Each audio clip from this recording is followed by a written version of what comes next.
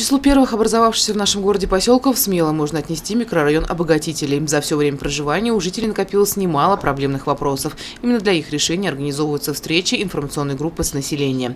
Руководитель группы, секретарь Совета городского округа Эльза Мансурова рассказала присутствующим об итогах прошедшего года.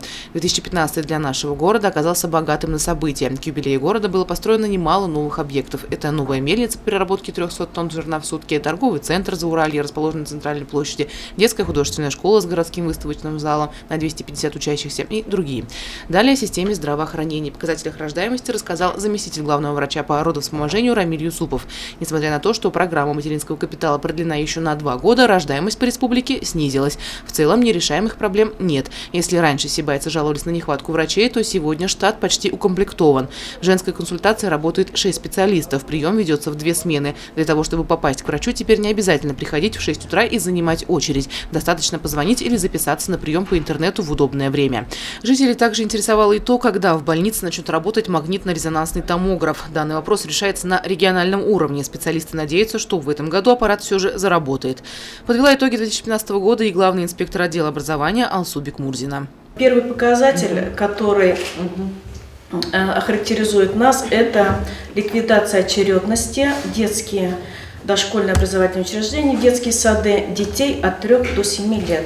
Это было поручение Путина. Срок был поставлен 1 января 2016 года.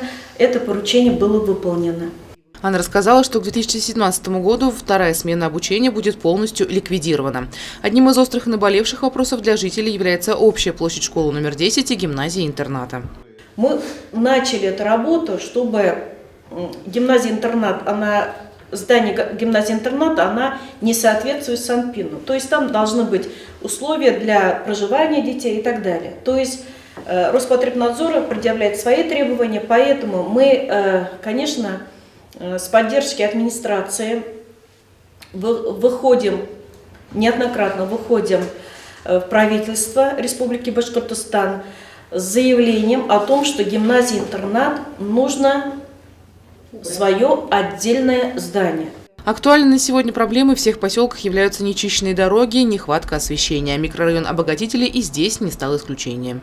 Когда-то у меня была возможность, я привозил свои фонари, все это вешал там, и мои люди вешали, но люди строятся. На сегодняшний день улица уже, поселок очень большой, нет фонарей. Пишется заявление в администрацию, в отдел промышленности. Тогда потом уже идет по структурно. Если это относится к нашей организации, значит отписывается нам, и мы уже работаем, если это наши полномочия входят. В поселке Обогатителей много незаасфальтированных улиц. С приходом весны они просто утопают в грязи. И если об асфальте пока мечтать и не приходится, то хотя бы провести отсыпку на нескольких участках дорог. С таким предложением вышли жители микрорайона. Также поднимался вопрос о тротуаре по улице Белова до 10-й школы. Данный вопрос волнует не только родителей учеников, но и водителей.